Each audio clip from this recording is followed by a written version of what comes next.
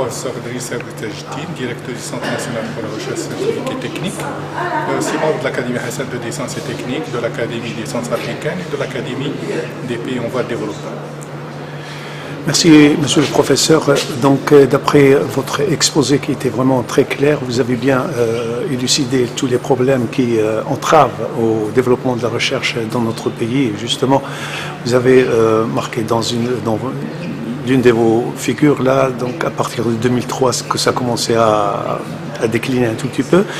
Seulement, vous avez fait un très bon diagnostic de la problématique.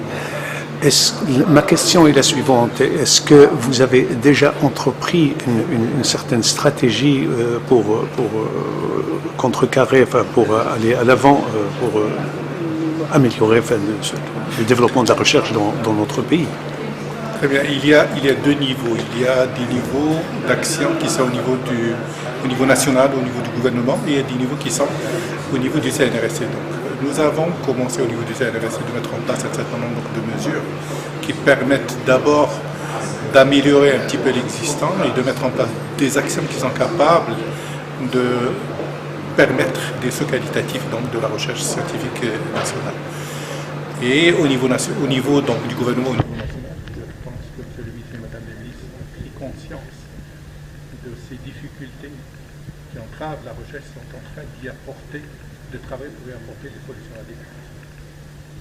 Est-ce que, à votre avis, donc, est-ce que on va le sentir le résultat de vos efforts là, sont-ils palpables dans le court terme?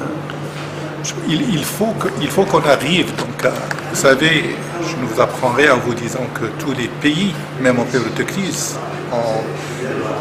se sont appuyés sur la recherche pour pouvoir relancer la croissance et pour pouvoir lutter contre le chômage. Et le Maroc, on est conscient. Maintenant, il s'agit de choisir les meilleures mesures qui vont permettre donc de réaliser ce saut qualitatif qu'on attend de la recherche scientifique au niveau national. Comme je l'ai souligné, il y a trois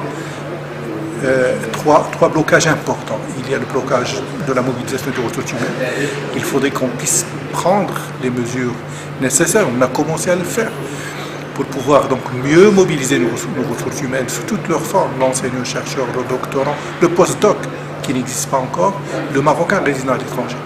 Il y a la gestion financière, M. le ministre en a pris conscience, il a fait une déclaration donc, dans l'Économiste où il avait dit qu'il faut des règles spécifiques pour gérer la recherche, des lois spécifiques pour pouvoir gérer la recherche.